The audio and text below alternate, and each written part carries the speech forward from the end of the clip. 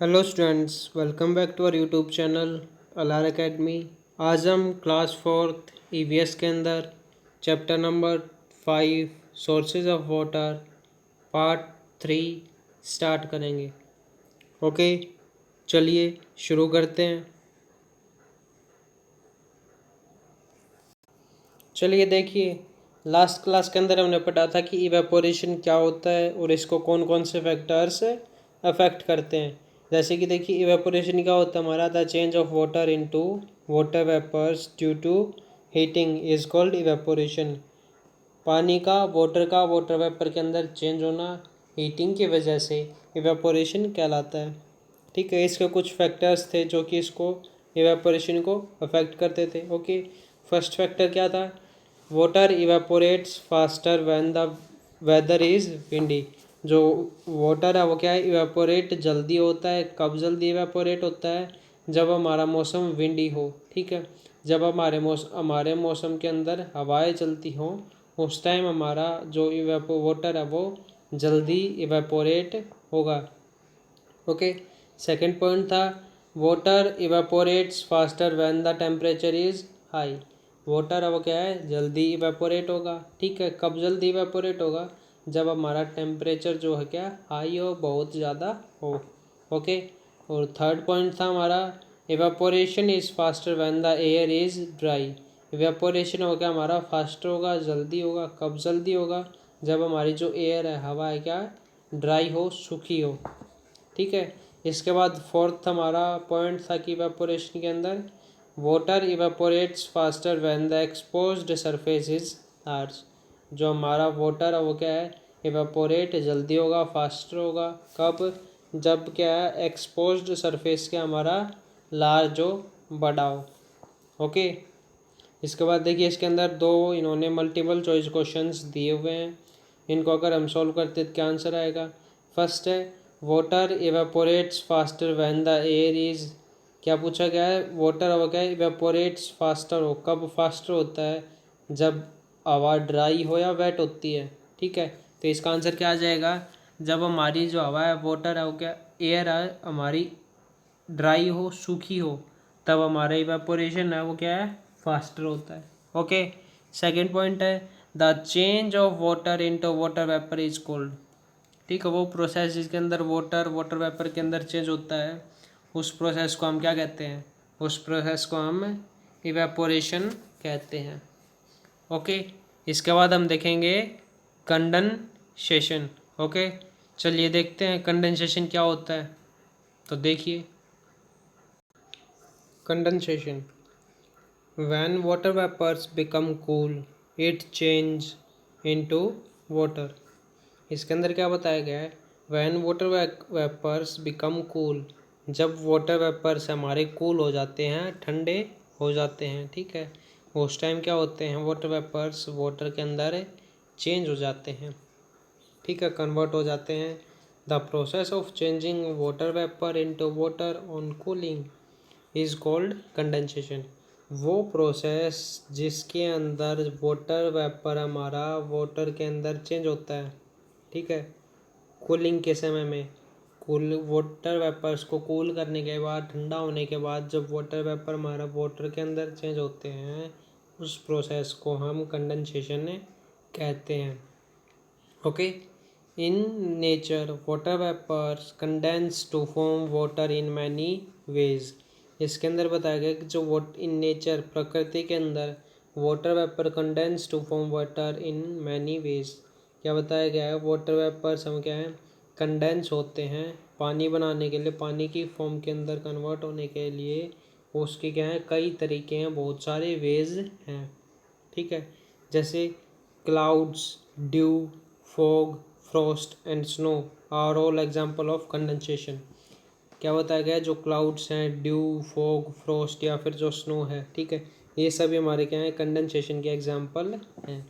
ठीक है, इस पर अगर आपके अंदर क्या बताया कि जो वाटर वेपर जब कूल होकर पानी के अंदर चेंज हो जाते हैं, तो उस समय उस प्रोसेस को हम कंडेंसेशन कहते हैं। ठीक है, वाटर वेपर को वाटर की फॉर्म के अंदर चेंज होने के लिए बहुत सारे तरीके हैं, जैसे क्लाउड्स हो गए, ड्यू, फॉग, फ्रोस्ट, स्नो, ठीक है। ये सभी चीज़ें क्या होती हैं, हमारे कंडेंसेशन के एग्जाम्पल्स होते हैं। ओके, तो चलिए इसके अंदर सबसे पहले हम देखते हैं ड्यू। ड्यू क्या होती है वो देखेंगे हम। When water vapour condense on cool cold objects like grass in the field, due is formed, ठीक है। इसके अंदर क्या बताया गया है ड्यू के अंदर, when water vapours condense on cold objects. इसके अंदर क्या बताया गया है, जो क्या वाटर वेपर्स क्या हैं, कंडेंस हो जाते हैं, ठीक है, on cold objects like grass in fields. क्या बताया गया है कि जब वाटर वेपर्स है, जब हमारे किसी भी कोल्ड ऑब्जेक्ट्स के ऊपर, ठंडे ऑब्जेक्ट्स के ऊपर जब कंडेंस हो जाते हैं, ठीक है, ग्रास, जैसे कि जो ग्रासेस होते हैं हमारे खेतों के अंदर, फील्ड्स के अंदर, ठीक है, जब उनके ऊपर क्या है वाटर वेपर वो कंडेंस हो जाते हैं, उस समय ड्यू फॉर्म होती है, ठीक है। समझ में आ गया। जब हमारा सर्दियों का समय होता है, टाइम होता है, उस टाइम क्या होते हैं कि जो हमारे बाहर जो भी हमारी ग्रास होती है, फसल होती है, ठीक है, फील्ड के अंदर जो हमारी क्रॉप्स होती हैं, उनके ऊपर क्या होते हैं वाटर वेपर्स हैं, क्या होते हैं, कंडेंस हो जाते हैं, ठीक है। सर्दियों के अंदर क्या है, वाटर वेपर्स उनके ऊपर कंडेंस हो जाते हैं, ठीक है। उसको हम क्या कहते हैं, उसको हम ड्यू कहते हैं, ठीक है। ड्यू को हिंदी में क्या कहते हैं, ओस कहते हैं, ठीक है। इसके बाद हमारा स्नो। स्नो क्या होती है, when water vapours freeze in air it forms crystals of ice called snow.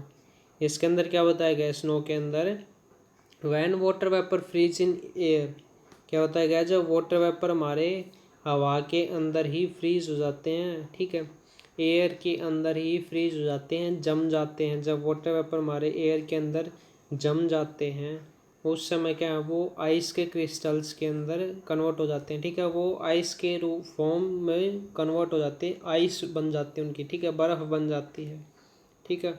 उसको हम क्या कहते हैं, स्नो कहते हैं, ठीक है। जब वाटर वेपर हवा के अंदर ही आइस में कन्वर्ट हो जाते हैं, उस समय उसको हम स्नो कहते हैं, ठीक है।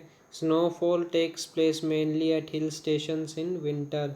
इसमें क्या कहा गया है, स्नोफॉल जो होती है, जब बर्फ़ गिरती है, ठीक है, स्नोफॉल होती है, वो सिर्फ कैसे जगहों पर होती हैं, जो हमारे विंटर के अंदर जो हमारे हिल स्टेशंस होते हैं, पहाड़ों के ऊपर जो हमारी छुट्टियां मनाने की जो स्टेशंस होते हैं, हिल स्टेशंस होते हैं, जो पहाड़ों के इलाके होते हैं सर्दियों के अंदर, वहीं पर हमारे स्नोफॉल देखने को मिलता है, ओके।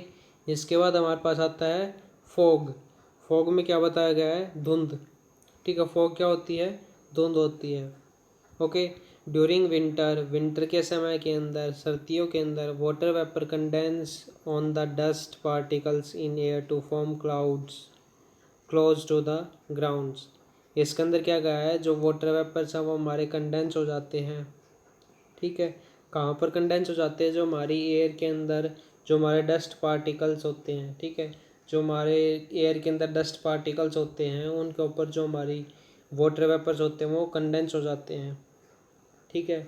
उस वाटर वेपर से वो क्या है, एक क्लाउड बना लेते हैं, ठीक है, बादल बना लेते हैं, कहाँ पर, ग्राउंड के नज़दीक, ग्राउंड के ज़मीन के आसपास में क्या है, जो वाटर वेपर्स हैं डस्ट पार्टिकल्स के ऊपर कंडेंस होकर क्लाउड की फॉर्म ले लेते हैं, क्लाउड की फॉर्म ले लेते हैं, ठीक है।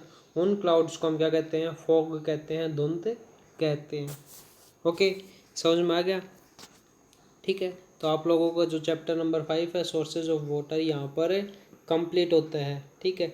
इस चैप्टर के अंदर हमने क्या पढ़ा है कि जो वाटर के कौन कौन से हमारे सोर्सेज होते हैं, ठीक है, जैसे oceans, rain water, snow, reverse, ठीक है, ये सभी के हमारे सोर्सेज होते हैं वाटर के। उसके बाद हमने पढ़ा था इवेपोरेशन क्या होता है, उसके बाद हमने देखा था कि इफ़ेक्ट्स कौन कौन से होते हैं जो कि इवेपोरेशन को अफेक्ट करते हैं, ठीक है, कौन कौन से फैक्टर्स इवेपोरेशन को अफेक्ट करते हैं, ये देखा था। उसके बाद आज हमने पढ़ा है कंडेंसेशन क्या होता है, ठीक है। कंडेंसेशन के अंदर हमने अलग अलग कंडेंसेशन के बारे में पढ़ा है, कौन कौन किस किस तरह के कंडेंसेशन होते हैं, कौन कौन से एग्जांपल्स होते हैं कंडेंसेशन के, ओके। समझ में आ गया, ओके, समझ में आ गया। इसके बाद हमारी एक्सरसाइज आती है, वो एक्सरसाइज हम नेक्स्ट क्लास के अंदर, नेक्स्ट लेक्चर के अंदर, नेक्स्ट वीडियो के अंदर करेंगे, ओके। तब तक आप चैप्टर को पढ़ें और इसे समझें, ओके। मिलते हैं नेक्स्ट क्लास के अंदर।